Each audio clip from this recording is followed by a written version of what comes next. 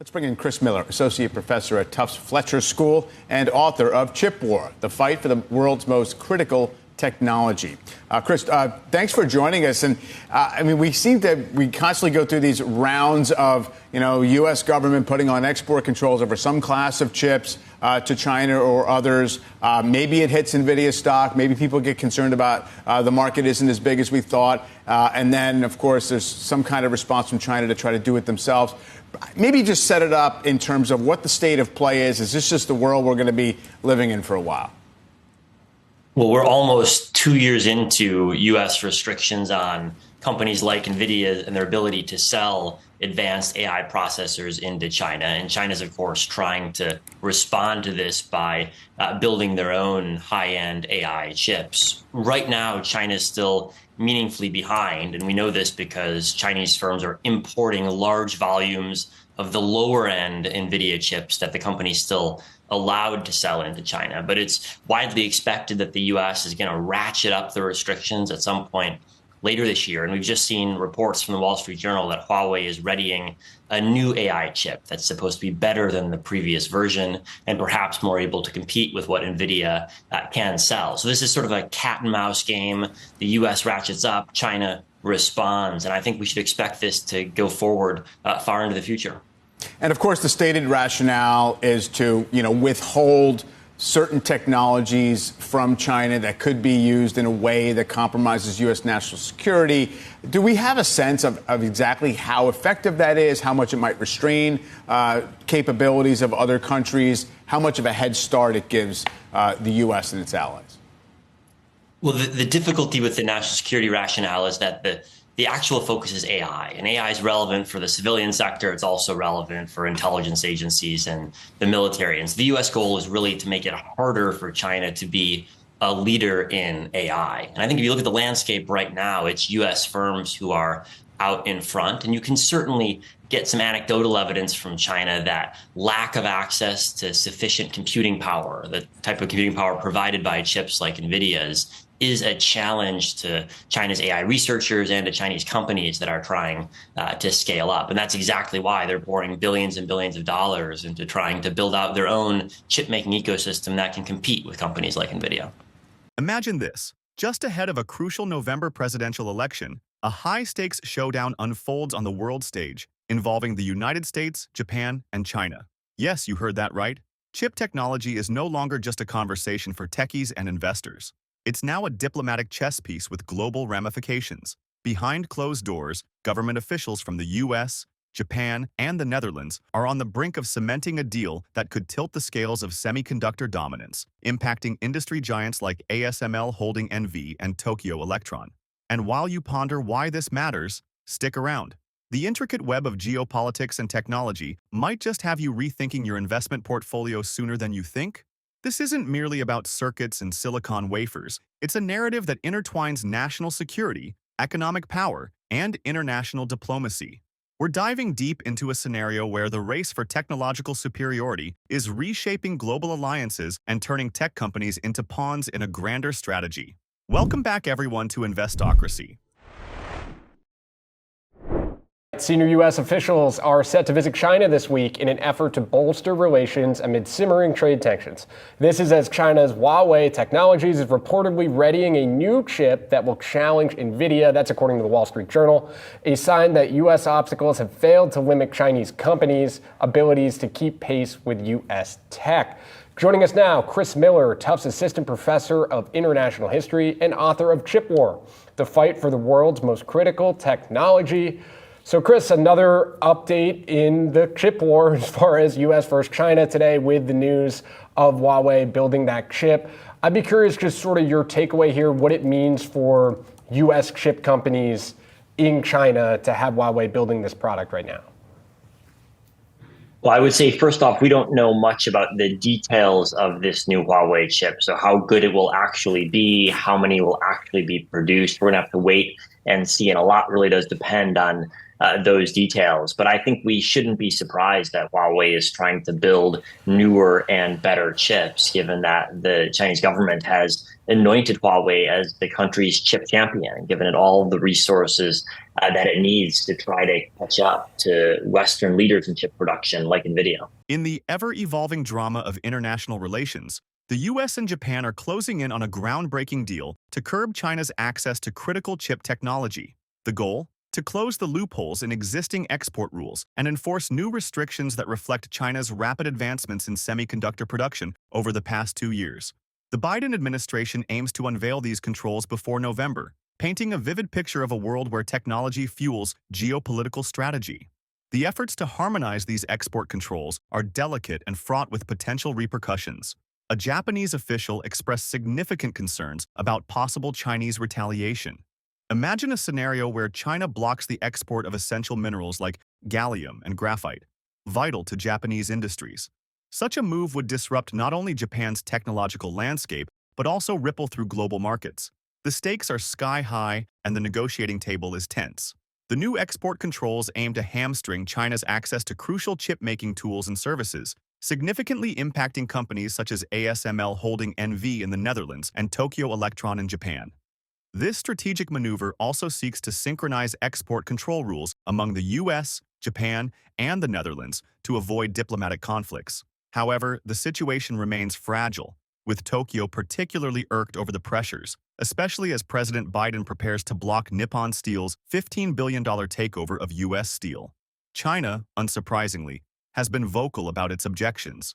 Liu Pengyu, a spokesperson for the Chinese embassy in Washington, has emphasized that China will closely monitor developments and defend its company's lawful rights and interests.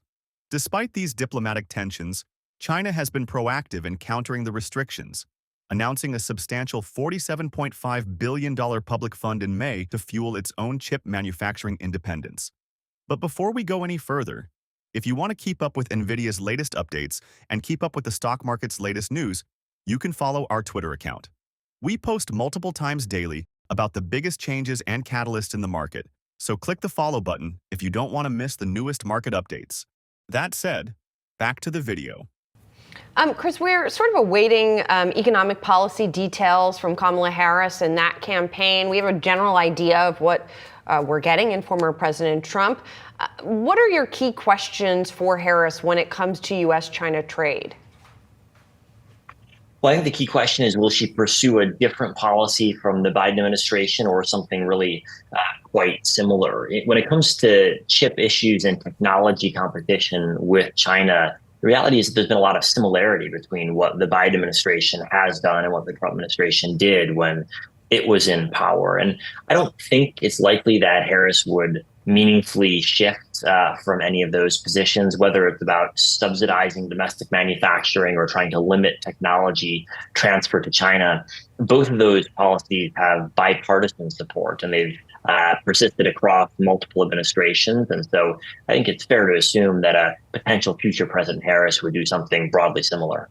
Even with U.S. export restrictions, the Chinese market has managed to procure advanced chips through alternative channels. Reports from September suggest that Nvidia Corp's AI chips are available in China at discounted rates, pointing to a significant supply despite the ban. It's like a high-tech version of a game of cat and mouse, with smuggling and other channels keeping the semiconductor race alive and well in China.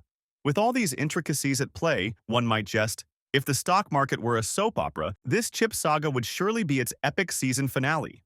But jokes aside, the intertwining of geopolitical maneuvers and advanced technologies will have significant implications for financial markets, particularly for companies front and center in this global chess game like ASML Holdings NV and Tokyo Electron. The stakes of technological dominance have never been sharper, affecting not just economic strategies, but also the very fabric of diplomatic relationships. Moreover, the ripple effects of these export controls extend beyond the immediate parties. Other nations observing the evolving landscape may recalibrate their own policies to align with or counter the moves made by the US, Japan, and China. Industries globally, relying heavily on semiconductors, will inevitably feel the impact, necessitating strategic adjustments that could affect everything from consumer electronics to automotive technology. In essence, this isn't just a geopolitical maneuver. It's a prelude to a potential reshuffling of technological powerhouses. The stakes extend beyond mere corporate interests, embedding themselves in national security considerations and long-term economic strategies.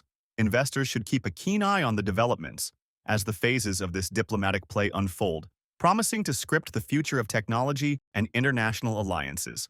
But before going any further, if you made it this far into the video, thank you.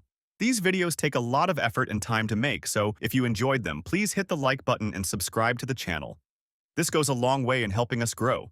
That said, back to the video. And Chris, we've been talking about China here, and I'm curious about the Taiwan risk, knowing that a lot of the AI accelerators are manufactured over there. What sort of risk lies there right now for the chip sector? Well, you're right that the AI industry is hugely dependent on Taiwan. It's almost the case that all AI processors are manufactured by TSMC in Taiwan. And this has been one of the reasons why the US, as well as other countries, have been trying to diversify chip supply chain. But right now, the reality is that the manufacturing capabilities of Taiwan's leading chip maker, TSMC, are ahead of competitors. And that's why, whether it's Google, or whether it's Nvidia, companies are turning to TSMC to manufacture their most important AI chips. And when it comes to the attempts to reshore some of the chip industry, there was a report in the FT this week that some of the big projects that had been initially sort of greenlit as part of the CHIPS Act or the IRA, that there were some delays or maybe even outright cancellations. And I'm just curious of your assessment of those efforts. Obviously, even when they're on time, they're not going to change the industry for quite a while. So I'm curious how you're thinking about that. Well, I think you're right that these facilities are built over multiple years, and the industry has been building plants now for over half a century. So even if you begin building a series of new plants in the US, it only slowly begins to move the needle when it comes to where the majority of chips are produced. If you look at the plants that are under construction in the US right now, some of them have been delayed, but most of them are on target. And I think we should expect over the next couple of years, as these plants come online, and it always does take a long time to build chip plants, that you're going to see a major increase in capacity to manufacture chips in the United States. There's really no doubt that the CHIPS Act has catalyzed a surge of investment in new facilities like these. And it's around the middle of the decade, next year, into 2026, 2027, when most of these plants will come online. So, why should you care? And more importantly, where should you invest? The current state of the stock market presents a golden opportunity to consider stocks in the semiconductor sector, particularly those involved in this geopolitical drama.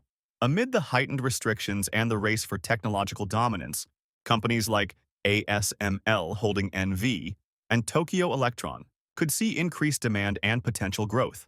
Analysts predict a bullish outlook for these stocks, given their critical roles in a highly specialized, high-stakes industry.